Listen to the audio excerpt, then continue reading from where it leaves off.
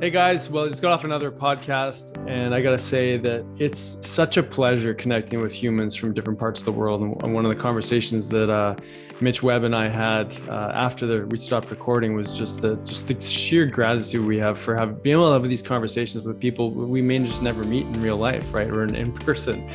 We met in real life, but it was online, of course. And one of the things that I really look forward for anyone tuning into this podcast is the depth of openness that this gentleman has, the pain to purpose story, the myriad of different things that he's gone through, from head injury to insulin resistance to mold toxicity, heavy metals, emotional challenges, and just this myriad of different things that can show up. And another one, just being stuck on medications and having to wean himself off over time because they weren't working for him. And so there's so many nuggets. He really gets into a story around the mental emotional journey that one has to go through, or one eventually could open up to, and really making the message more about, it's not just about all the cool hacks and things that you can do, which are great, of course. And we reiterate just some of the ones that had more impact than others in the call, but really opening up to the mental emotional obstacles, the things that are holding us back from our healing, that are so pervasive and they're so insidious. You don't realize that they're there until you kind of have to move through the dark night of the soul, or the challenge, to the point where you don't know what else to do. And then in that you birth an awakening that allows you to move into surrender and basically move you forward on your healing journey. So there's so much of that and more on this podcast. And it really gives you a sense of, I really saw so many different clinic members that we work with in his story. And I saw myself in his story. And I'm sure as you tune in, you're going to see yourself in this story. And what I think one of the big values and takeaways is that there's always a way. There's always a way through. There's always a way to dig a little deeper, to peel back the layers of the onion, as he said. And one of the other things I love, he says, one of the biggest monsters you got to face is the one that's between your ears. So tune in and turn on this amazing episode, and check out Mitch Webb at mitchwebb.com. Check him on Instagram, follow some of the things that he's doing, and you'll tune in for the bonus offer he has for you at the end. All right, enjoy.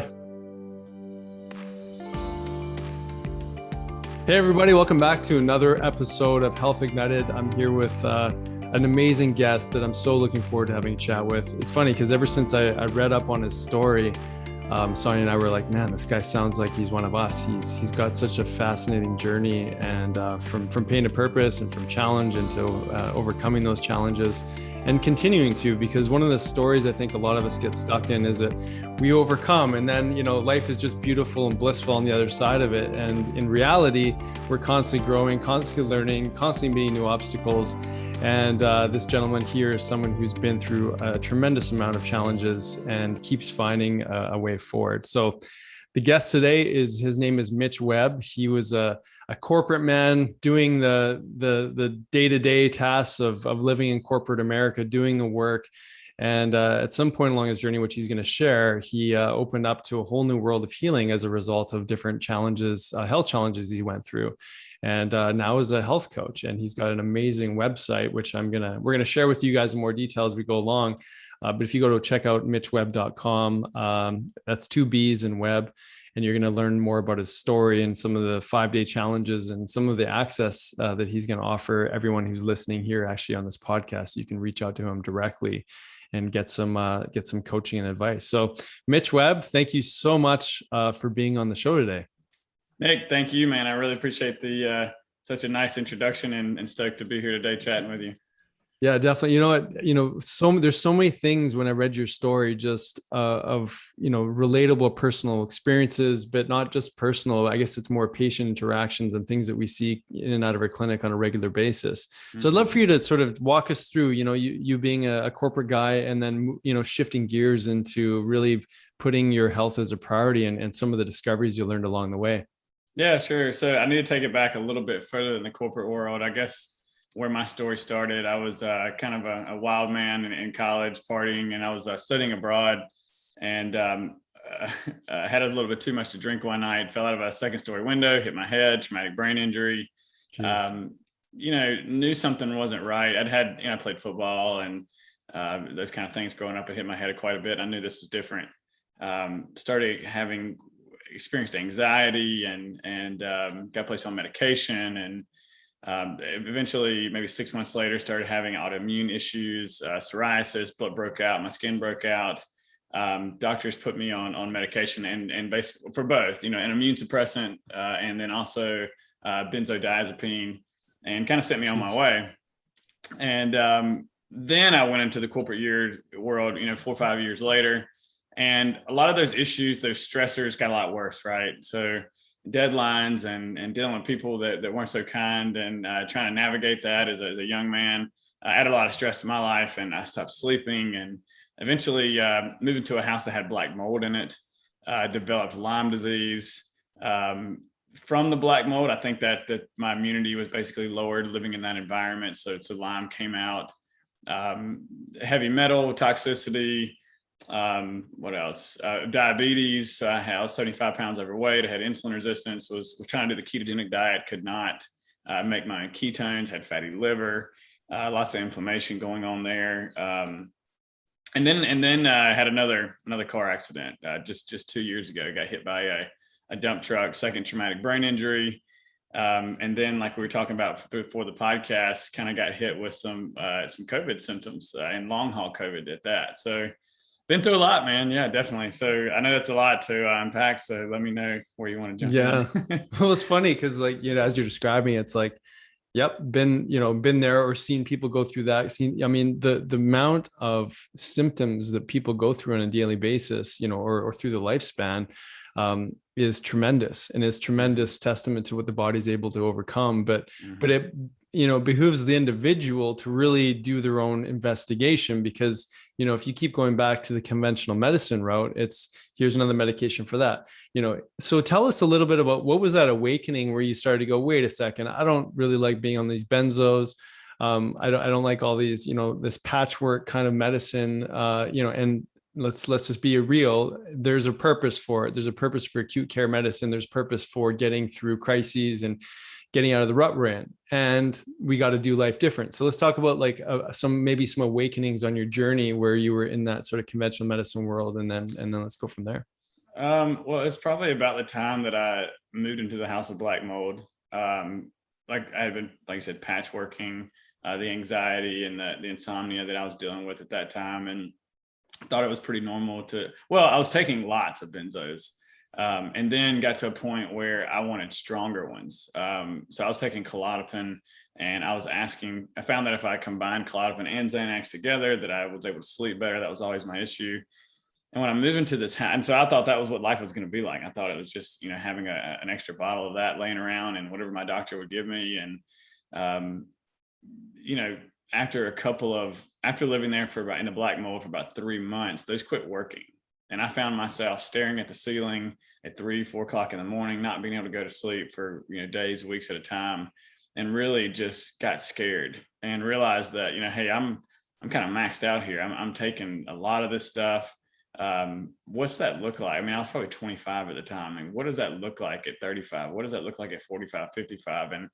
And every time I thought about the future, it really scared the crap out of me. And luckily it reached out to an amazing community of health-minded people who I had my first health coach at that time. We started looking at gut issues, and they were able to help me a little bit. Found out that I had some gluten intolerance or borderline celiac. And I found myself in a functional medicine doctor's office. And that's when I decided to kind of go all in. They're the first person that said, hey, look, this anxiety that you're having, this sleep issues, this is a deeper issue here. This comes from antibiotics as a child and trauma that you've been through. And we think you have Lyme disease, and you're possibly living in a house with mold and heavy metals, and all these things started coming up. And for the first time, I was always a decent, even at 75 pounds overweight, I was not like a unfit guy. And so people would say, oh, you're fine. I finally had evidence that something is wrong and there's something for me to work on here. And that just gave me a lot of hope. So what was that like for you? Because that's a lot of things to hear from a new individual working with you. Was there a sense of overwhelm, or, it sounds like I'm hearing your voice. There was like a bit of comfort in knowing that there's a reason for why you're feeling the way you are. Oh yeah, I mean, going to my typical general practitioner. I mean, nothing against GPs; they serve their purpose, but they couldn't help me. They couldn't give me anything. It was just like, let's up your prescription. Let's. There's no talk about diet or alternative therapy or lifestyle choices or anything that I could do to get better. So when somebody told me like, "Hey, you're fucked up, man," like I was excited. I'm like, "Oh, great! Like, give me an opportunity," because I had already learned that the more healthy choices I made as far as nutrition goes, the better I'm going to get. Like I had some friends in college. I remember we're sitting around hanging out, and these guys go like, "Hey, you need to eat organic food." And I'm like, what's that? I don't know what organic means. And so we started doing that, and I started feeling better. Next thing you know, I'm incorporating like kombucha and eating all organic and going to the local co-op, and eventually did like a vegetarian vegan kind of thing, and luckily found myself on a regenerative grass-fed farm, and learned about that. Took my first bite of meat again, and I just knew that the better I ate and the better I thought. Eventually that was a lesson, but the better I ate, the better I felt. And so if there's something that was wrong, I could attack it with that same mentality, and see even more success and feel better and get out of the hell that I was living in. No kidding. So at what point along that journey of going into organic food and vegetarian for a bit of time, were you able to start to peel back some of those medications and get some sleep without the need of them? So before when we moved into the black mold, I was actually doing a lot better. I was, I was listening to like Dave Asprey and those guys on the Bulletproof Radio podcast, and learning about, what that's doing to my brain when I'm taking those things. Mhm.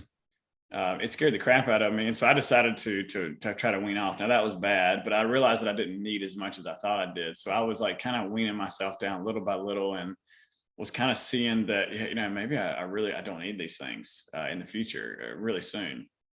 But when we moved into the black mold, it all got, a lot worse. And that's when I kind of doubled down on taking everything. And that behavior right there just scared the crap out of me. And that's why I was so thankful to meet the guys at the functional medicine center that I went to, that just basically said like, "Hey, we're going to get you off of this stuff. We're going to bridge you. This is just a symptom of what's going on. And your body's kind of in chaos right now.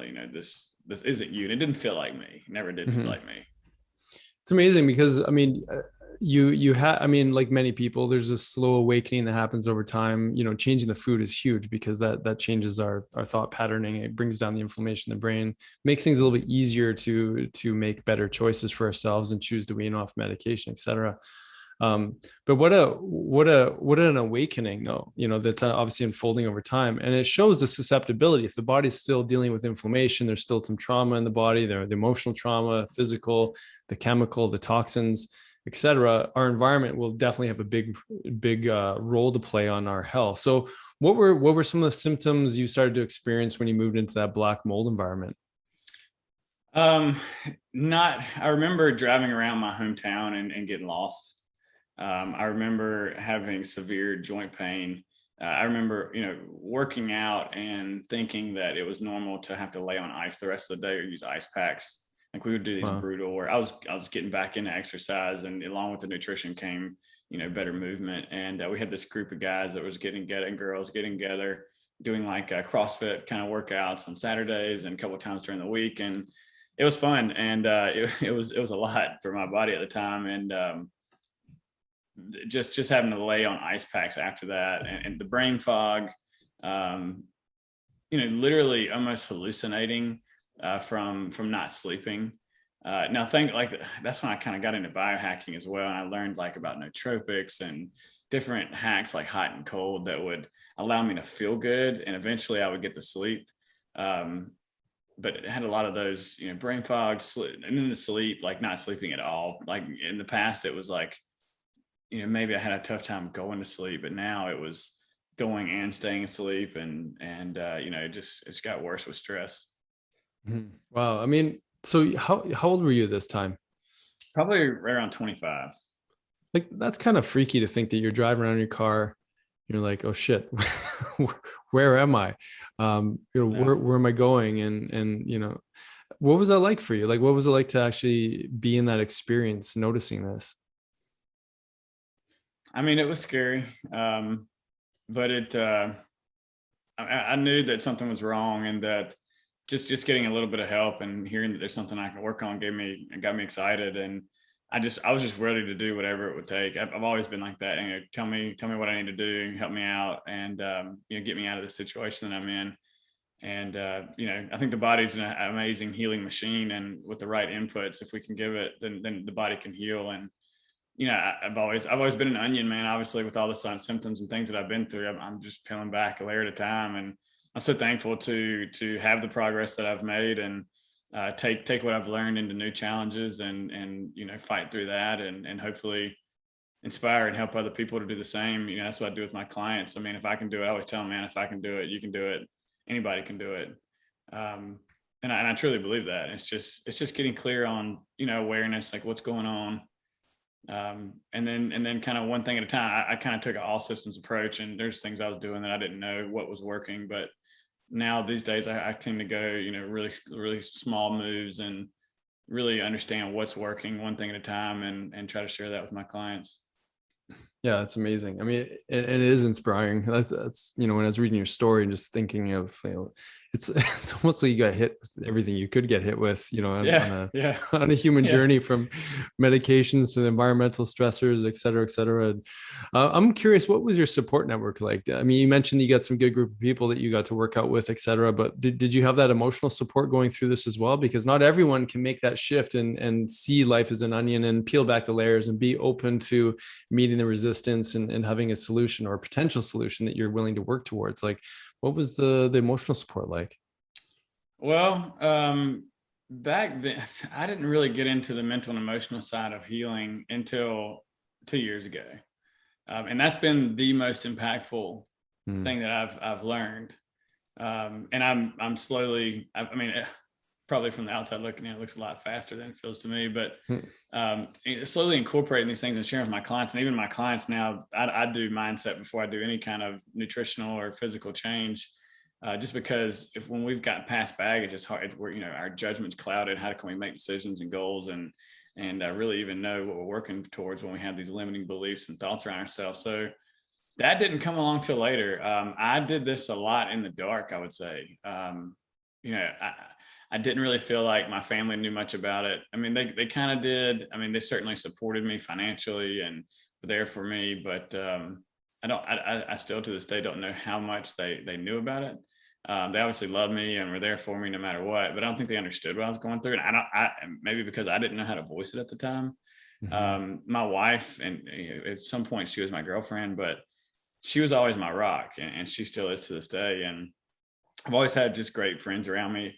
Back then it was more like exercise was kind of my, CrossFit, if you know anything about it, it's quite the cult, right? Like it's like a family in there, and everybody's fighting, working through something, I felt like, and that was my demon. Is I've been through these hard times, and there'd be a couple of days here and there that I wouldn't be able to come in, and people kind of knew what was going on, and the people that were closest to me I would share that with. And it's changed quite a bit now. I mean, now I've got friends and family. I mean, everybody's very aware, and I share openly. I know how to share. I think I just didn't know how to voice that back then. You know what I mean? People were supporting me mentally, emotionally, maybe without knowing that they were doing that. Yeah. So what would be a message for people that are sort of stuck in that place? They don't like how they're feeling. They maybe are getting some insight on as to why, but and from what I'm hearing you saying, you do feel like that was one of the most impactful things for you. What's some advice for people to, should they just start opening up, or like, what do you have a strategy to help them get some of that support? Because, I do feel like when we're going through healing, we do need a bit of a team, that we can kind of call on and say, hey, today's a bad day. I'm having a rough time.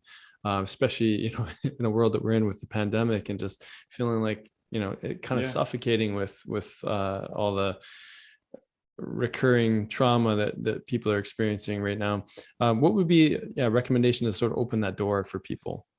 For me back then, I really relied on digital, what's the word? Mentors. So, people on podcasts and, Joe Rogan and, Dave Asprey early on was a big inspiration. Ben Greenfield and eventually getting into the more of the mindset side of things and really loving Joe Dispenza and, Deepak and Dr. Nicole that's doing How to Do the Work. I can't remember her last name, but Oh yeah, right. It's Pereira or something. Or, I just listened to her the other day. Yeah, she's awesome. Yeah. And and eventually connecting with people like my buddy Josh Perry. I don't know if you've met him. If not, I need to connect you with him. But definitely professional BMX athlete, one of my best friends, and wow. first person that I met that was like me, that had been through a struggle, and finding somebody that's going through the same shit and being successful and I mean, and also looking at others. Number one, look at other people that have been successful with what you're going through.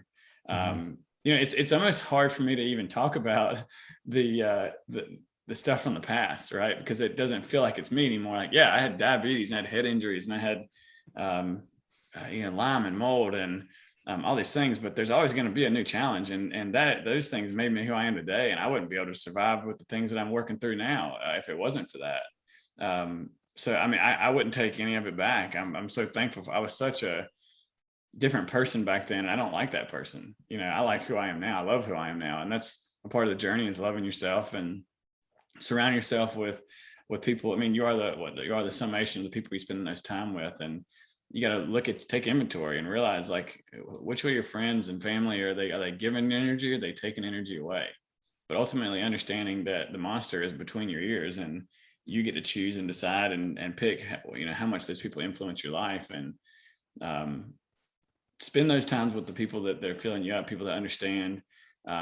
It's easy to get into a rut of like complaining with people, though, right? And finding other people there, but that's not what it's about. It's about lifting each other up and giving each other tools and strategies and celebrating the wins, and the celebrating the wins that lets you know that you're on your way, that change is happening. I mean, I always talk to my clients, like, how do you know you walk through the house, right? Well, I walk down the hallway, the bedroom, and the living room, the kitchen. Now I'm on the other side of the house. That doesn't mean that, it takes time for these things to manifest sometimes, but we got to celebrate those wins, because it signals to our subconscious to find more of that reticular activating system, that when we're driving on we're driving on the freeway after buying a new car and we see the car everywhere. It's not that those cars weren't there, it's that now we're looking for it. So if you're looking for healing or whatever your goal is, and you're seeing evidence and you're celebrating that, and your brain's going to go find more of it. And so surrounding your people with they're having those same wins, that are invested in you and your future, and love you and care about you, and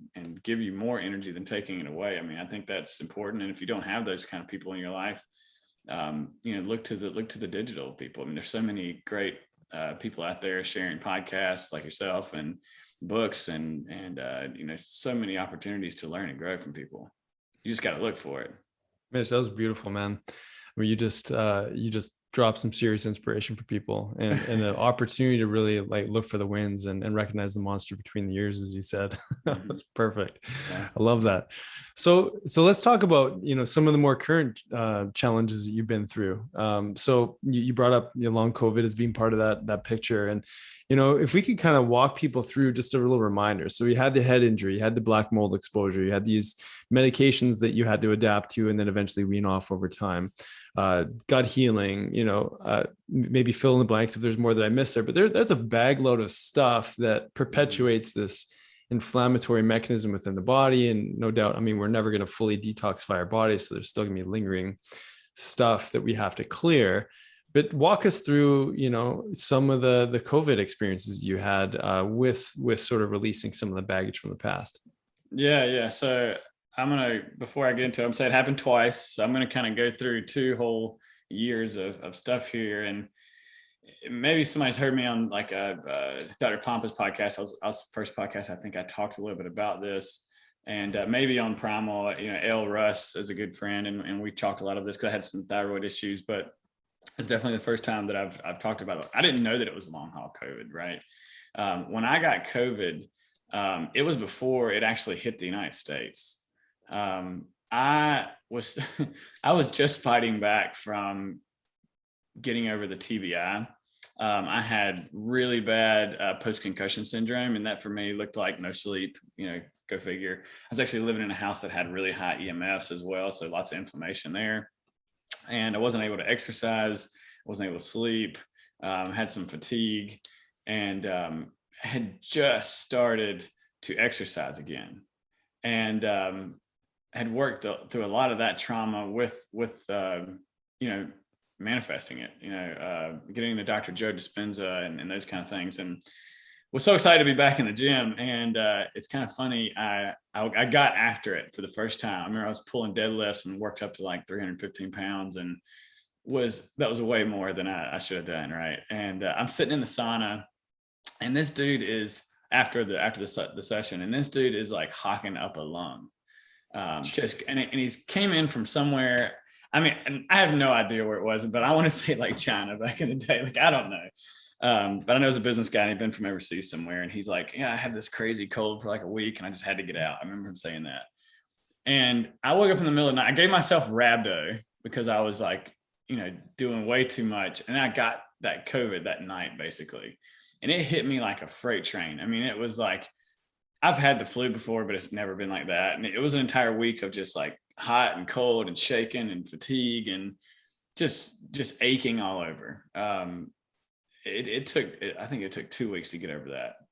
Well, then once I finally got better, I had just had this fatigue that would not go away. I had the fatigue for like 3 or 4 months. And so me being me and knowing what I know, I start detoxing and fasting and doing, liver gallbladder flush and doing, I love the, what is that called? It's a liver gallbladder flush, the Colorado cleanse. So I was doing that combined with like fasting mimicking diet. I felt really good when I fasted, right? And maybe that's because I was having I've learned later that I had some kind of mitochondrial dysfunction. So I think that just really helped the mitochondria. And so the fatigue would pass. I'd feel really good. And I might feel good for a couple of days after I was reintroducing food again.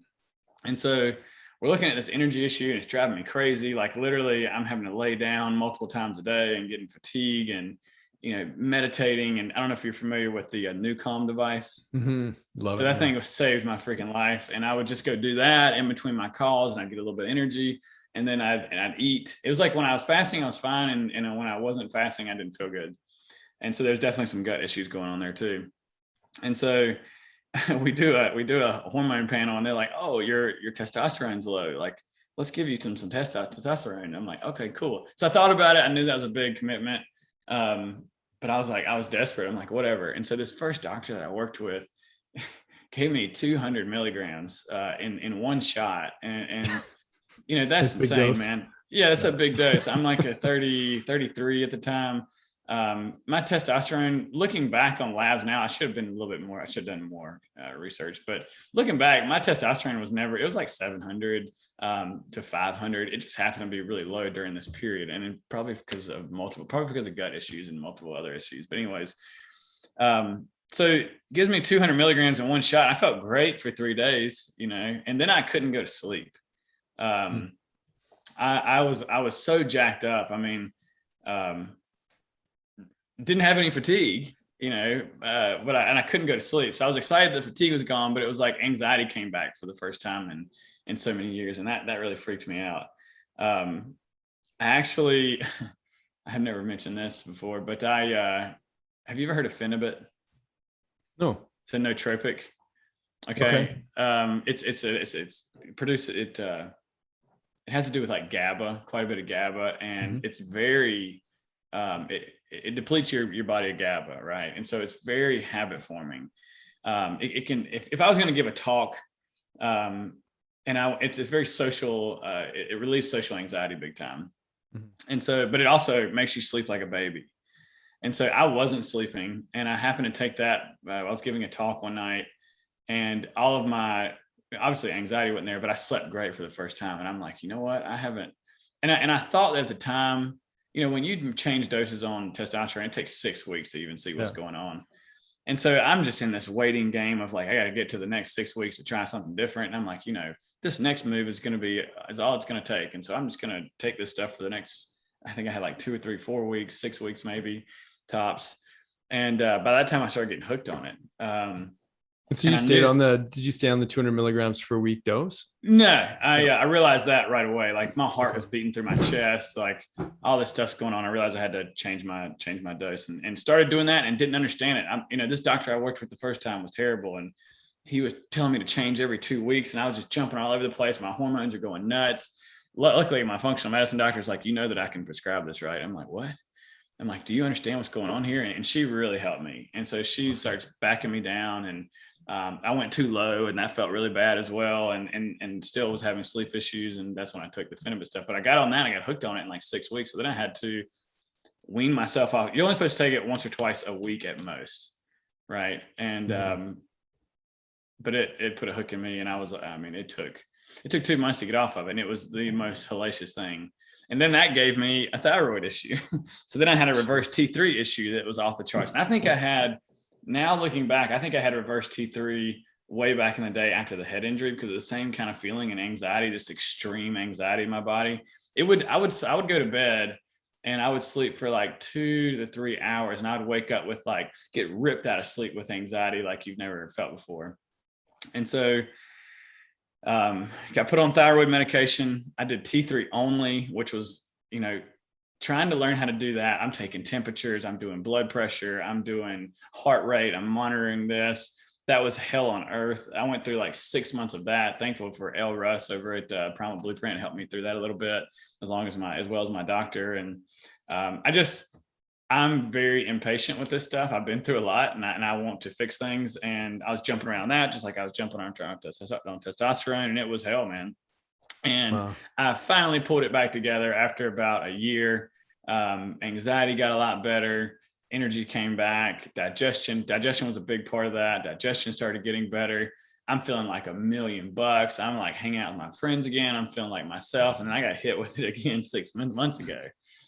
And the second time, it was nothing. I couldn't, and that time I was aware of COVID. We had no idea that was COVID before. And so when I got it the second time, I had those same symptoms of the first time for like a day. I felt like crap, but I had a war chest. I had the zinc and the D and the C and the quercetin and glutathione and, peptides and all the things. I was ready to rock. And so I blew through it like it was nothing. It was like 10 to 14 days of like a scratchy throat. I got tested like 6 or 7 times because I couldn't believe that it was COVID. I was like, and I was really proud of myself. I'm like, man, I'm kicking this thing's ass, And towards the end of that 4 week or 2 weeks, 14 days, I took ivermectin. So I'm like talking to my doctor. I'm like, man, like I need to get over this stuff. Like, what do you got? And she's like, let's give you some ivermectin. Well, ivermectin's a antiparasitic. And she's also, after the fact, she's like, I think only people that do really well with that are people that have parasites, maybe. I don't know. Don't quote me on any of this stuff because I'm not a doctor and I have no idea about COVID. But took ivermectin, and I had eaten some brisket the night before. And you said you followed my social media, then I'm big on the meat. And That's right. I had some brisket the night before, man, and it didn't digest in my stomach for 24 hours. I woke up next morning, it's sitting on my stomach. I've got so much fatigue. I can't get out of bed. I'm like, what the? And this is, the same day that I took the ivermectin. As soon as I took ivermectin, I felt sick to my stomach. So whatever, and it just attacked my gut. Everything attacked my gut. So I had this, heavy viral load on my gut, which that's where your immune system is, and started getting fatigue again. Immediately, I went into a 5-day water fast. It took 48 hours for that food to digest. And when I started introducing food again, it was no better. I probably eat 4,000 calories a day. I ate a lot of food. I've got really high metabolism. I was probably 175, 180 pounds, 180 pounds. I went all the way down to 150 in about 2 months just because of not being able to eat. I was waking up hungry in the middle of the night. I had, incredible fatigue again. It felt like the thyroid medicine, I was weaning off of my thyroid medicine. I'm still like barely on a little bit, but it felt like that wasn't working. I had to start chewing up my medication to kind of override the gut. And it's been about 6 months. I finally, I would say in the last couple of weeks is when I've really started feeling good again. I've put on about 25 pounds. I'm back up to about 170, 175 right now. I've just started doing yoga every day, maybe 30 minutes a day. And that's awesome. My sleep has gotten better.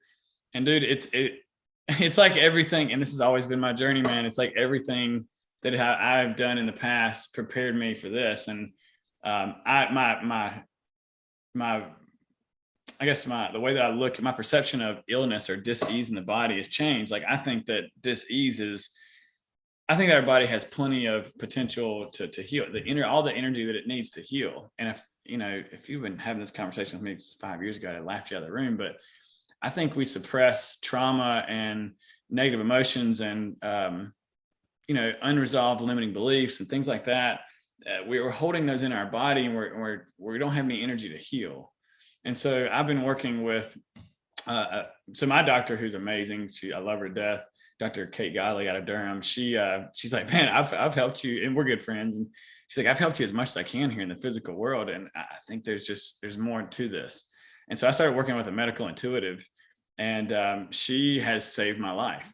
I still don't even know how to describe what she does, but she can see like things that I can't see, and she can guide me basically by muscle testing and tapping into my spirit and asking it, what do I need right now? She knew I had COVID before I even was able to tell her, and she's been training me on all the fear and all the negative emotions and anger and frustration that came up of having to go back through this shit again after going through it so many times. I mean, we've worked through that, and that's where the real healing has occurred. And that's why I've been able to do this a lot faster, where it took a year last time. I feel like I'm 80% right now after 6 months. And I'm actually starting my mediumship training in the next month, and I feel called to do this. I feel like, this is what I'm meant to be a healer. And I know that to do that, I have to heal myself first. And so I'm in that process, and I'm learning so much. I'm constantly being book shared in these new courses that I'm taking. Like I'm doing a muscle testing course next week. And I'm just diving into this energy work stuff, man, and the mental and emotional side of healing. Because I think that's ultimately, where it happens. I mean, yeah, I love nutrition. I love biohacking and lifestyle and exercise and all these things. But I think that, like I said earlier, the battle between the ears is what holds us back. And as soon as I started learning this stuff and I started helping my clients with this stuff, I didn't know how they were going to react to it, and man, they get amazing results, because if we can get out of our own way and we can release this baggage that's ultimately holding us back and sabotaging our efforts to do whatever we want, whether that's getting healthy or healthy or performing a certain way or looking, feeling a certain way, when we get that shit out of the way and we allow ourselves, and that's a big word too, allowing and surrendering. Like I've been pushing and demanding that the universe do it my way, and things don't happen like that. I had to learn to surrender. And I mean, I know I'm rambling here, but there's a point in this journey where that was the reoccurring theme that this lady's helping with. And she's like, you got to surrender, you got to allow. And I just gave up one night. I listened to a podcast with Paul Chek, and he was talking about that. And I just went into a meditation. I'm like, God, like I give up, man. I'm done. Like, I'm not doing this anymore. I've tried all my way, and my way didn't work. And I need a sign from you, like today. I need a sign from you that lets me know, you want me to heal. If you want me to heal, I'm not going to force this anymore. And I woke up the next morning, like pretty flat, right? I couldn't eat, man. I was eating like smoothies with nothing in it. I'm probably having like 1,000 calories a day. My stomach's just, every time I ate, it's just sitting on my stomach. I'm miserable. And the next day I wake up, I'm really flat. I'm just like, I'm not even doing my morning routine. I'm not doing my Joe Dispenza meditation, screw the sauna. Like I'm just going to be today. And that was kind of the ticket. So like, I got a message from my buddy, and it's like, check out this Joe Dispenza podcast. I'm like, man, I don't want to hear that right now. Like that's the last thing I need to hear. And I finally turned it on because I was on this long car ride, and it was all about surrender and loving yourself, man. And just allowing this thing to happen, and just in the fear and just understanding that you can't have fear. And so I just shifted into gratitude. I started doing my meditations again, and I'm just like letting it happen. And dude, that was the first night that I ate. I had a rack of ribs, a rack of lamb that night, ate a huge meal. I had this huge sense of well-being come over me for the first time in months. And I was just like, and I realized like, that was my sign, and it was a beautiful thing. And I feel like the universe is talking to me, and just trying to share this, trying to find a way to share this with people as much as I can. So, I mean, this is the first time I've really talked about it publicly, and I appreciate the opportunity. It's like you just feel the emotional heartstrings being pulled when you tap into that like that. Can you describe that feeling a little bit more? Like, and we all sort of meet some level of resistance that goes deep enough where we, that's the ultimate answer, is to move into surrender. But yeah, if you could kind of like help people just realize that opening that happened for you. And it's just funny just how the podcast came in at the right time. It's like that podcast just wouldn't have landed in the same kind of way had you not gone through that sort of dark night of the soul experience. But yeah, I'd love for you to share just like, what does that opening feel like?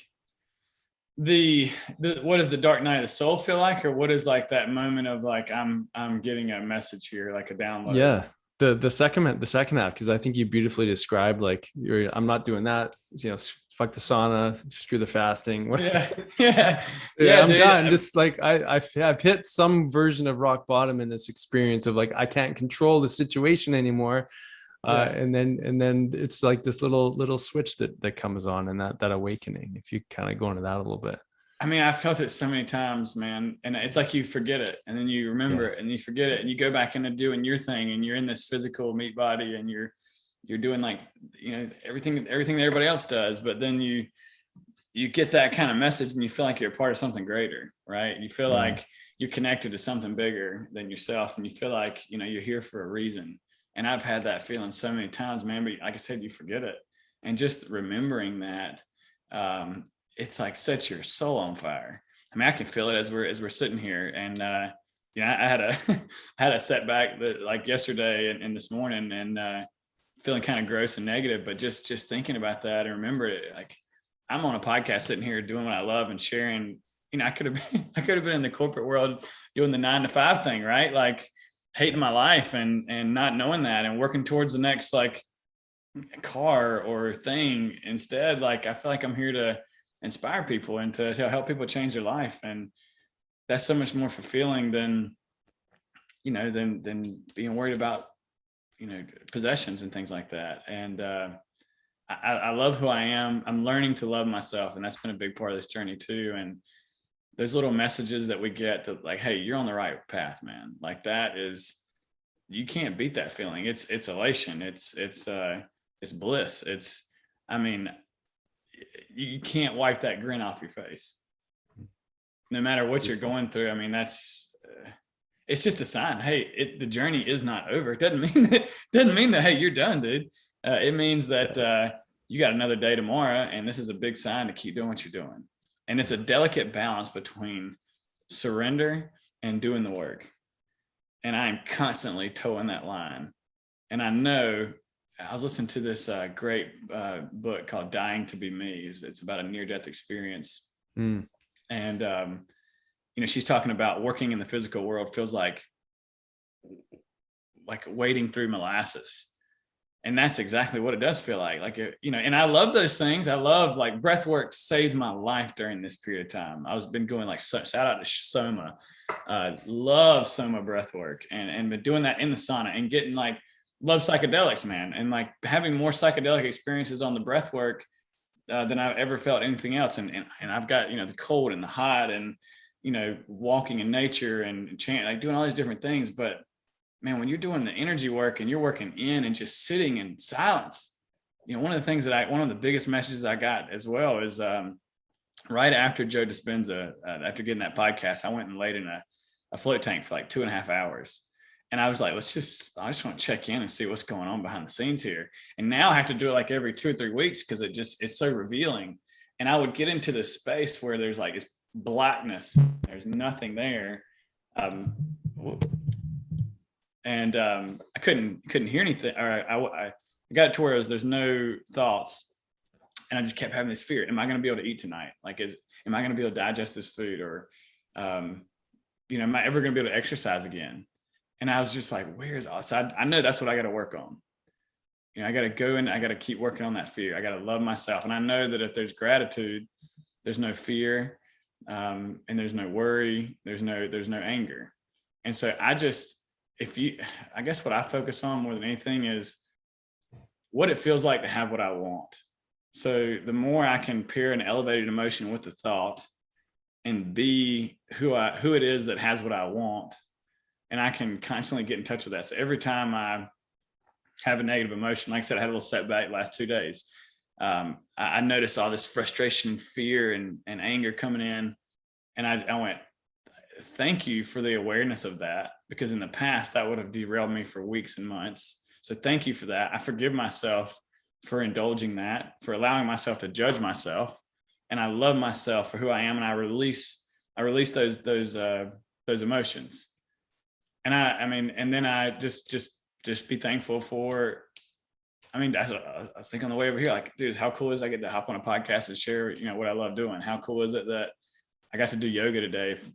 How cool is it that I've been playing golf again and sleeping? And one little setback can make you just whine and bitch and want to focus on that, but that keeps you in the past. That's being conditioned by your past. You got to focus on a vision of the future that you love, and fall in love with that person, versus letting that old version of you scare the shit out of you about what could happen in the future. Like, I can't control that. I got to have all my energy here in the present, and using your senses, using breath, using gratitude. Mm-hmm. I love what you said there. You said so many amazing things, and one of the things that I think is really prominent, that's been a theme throughout the discussion today too, is that there's a couple different versions of us that we can play out, where there's a sort of optimal version that's looking for the wins, and it's sort of the maybe the way that Gary Zukav talks about this 5 sense personality, the more the physical body. You can do the biohacking, the nutrition, all the right things for the body that also serve the soul, etc. And then there's this what does he say, like the multisensory personality, which is beyond this physical body. And you mentioned somewhere along this journey that you didn't focus so much on the me, but you tapped into the we, the bigger energy. Like, what am I connected to? What's the purpose? What's the bigger version of me that's connected to all things? And then it's like this just download, or this stream of energy that started to infuse your cells, your body, and realize that you're so much greater than the this physical nature that we find ourselves in. And that's a beautiful turning point. Like, that's how I see us turning on our mitochondria, is connecting into that universal energy, that bigger version of us that's not so locked down and in the poor me and the whatnot. And it's an important place to be, because we have to feel that discomfort. We have to be in the discomfort of that emotional surrender that we eventually get to, for us to remind ourselves of, like, oh no, we're just not tapping into that bigger version of us. And so the way you were describing that was beautiful. Yeah, one thing I would piggyback on that is, like, if you're feeling that down, if you're focused too much on, if you're like pity, like self-pity, and you're focusing too much on yourself, like, take the focus off of you and focus on someone else. That's why I'm so thankful that I get to help other people. And that's when the passion comes out, is when I can shift when I'm not feeling good, and I know that I've got 2 or 3 calls that day with people that need me, and I can give them some hope and give them some tools and strategies to help them get out. And I can watch them as they grow and heal and do these amazing things, because they're all me on my journey at some point. Sharing my truth, sharing my story, and helping them, that's what makes me feel better, because I'm taking the focus off of me, poor me, and I'm saying, like, how can I help this person? Right. And that's a huge tip right there. Like, Yeah, you feel like shit, great, go find who can you help today. I mean, even if it's just like doing a gratitude journal, and who can I write down, who can I help or pray or think about today. And it's funny how those things show up later in the day of opportunities to get in touch with that person. Man, that's so true. It's so true. It's giving love into those places that are maybe dark or shut down in us, so that we can feed others and serve others and awaken to that potential within. That's beautiful. Yeah. And you have the capacity to do that, just given the laundry list of things that you've been through, man. It's just, you're so relatable. Your story's so, it's so beautiful, because it speaks to so many people stuck in the rut of life, and thinking that maybe there are no other solutions. And sometimes when we give to others, we start to do the healing work within ourselves. Mitch, it's been just like an absolute pleasure chatting with you on all these amazing topics. I want to ask you where we can access all your information. I mentioned mitchwebb.com. You've also got an amazing social media handle. Please tell our listeners where they can access your information. Yeah, mitchwebb.com. And then I'm Mitch Webb on Facebook. I've got a little private community that I'm starting to put together. And then Instagram is at @KMitchWebb. It's awesome. Now, buddy, because of your relatability, your vulnerability, like we're so grateful the depth with which you shared today. It's absolutely amazing. I want to sort of paint a picture for people. Obviously, you're a very purposeful man. You're living your life's work. You went through all these, challenges and still are constantly facing them, and you're, achieving and realizing new, levels of awareness within yourself. If tomorrow was your last day on this planet, what's the gift or what's the message you'd like to share with the world for those that are stuck in their suffering?